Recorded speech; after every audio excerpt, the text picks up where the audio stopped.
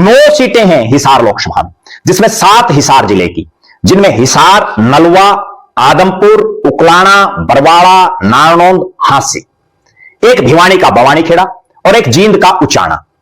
अब मैं आपको आंखें खोल देने वाली हकीकत बताता हूं। शुरुआत करते हैं बवानीखेड़ा से। कुछ ही देर पहले भारतीय जनता पार्टी में शामिल हुए कपूर सिंह वाल्मीकि को बीजेपी ने टिकट दिया। जो कपूर सिंह पहले इंडियन नेशनल लोकदल में, फिर जननायक जनता पार्टी में, और जेजेपी वाले उनको टिकट देने की तैयारी में बैठे, उनको बीजेपी ने टिकट दिया। मूल कैडर का कोई शख्स बीजेपी को बवानीखेड़ा में नजर नहीं आया। और टिकट किसकी काटी? उन बिशंबर वाल्मीकि की टिकट काटी जो लगातार 2 बार से विधायक, मूल भाजपाई, कैडर बेस्ड भाजपाई, मंत्री भी सरकार में, और इसके अलावा भी 1 दर्जन से ज्यादा नेता जो बीजेपी कैडर के हैं, वो बवानीखेड़ा से टिकट मांग रहे थे। लेकिन टिकट मिली दल बदलू कपूर सिंह वाल्मीकि को, चुनाव जीत गए। अब बात करते हैं उचाना में। उचाना में पार्टी ने टिकट दी देवेंद्र अत्री, जो कहसून गांव के हैं।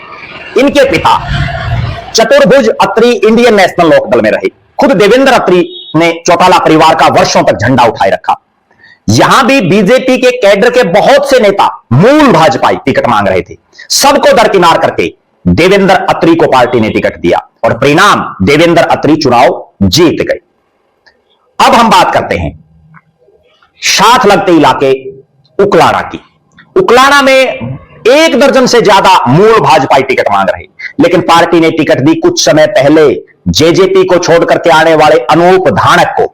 अनूप धानक जो पहले इंडियन नेशनल लोकदल में रहे, फिर जेजेपी में रहे, मंत्री रहे जेजेपी कोटे से, और जब लगा कि जेजेपी का कुछ नहीं है तो बीजेपी में शामिल हो गए और बीजेपी ने दल बदलू अनूप धानक को तुरंत प्रभाव से टिकट दे दी। हालांकि अनूप धानक चुनाव हार गए और ये सीट पार्टी के खाते में नहीं आई। इसके बाद हम बात करते हैं आदमपुर। आदमपुर में भी पार्टी ने टिकट दिया दल बदलू भव्य बिश्नोई को, जिनके पिता कुलदीप बिश्नोई भी कई बार पार्टियां बदल चुके हैं। कभी कांग्रेस, कांग्रेस से हजका से फिर अलग अलग पार्टियों से अलायंस, फिर कांग्रेस, अब बीजेपी। इसी तरह से भव्य बिश्नोई भी कांग्रेस की टिकट पर हिसार लोकसभा से चुनाव लड़ चुके हैं, बुरी तरह से हार चुके हैं।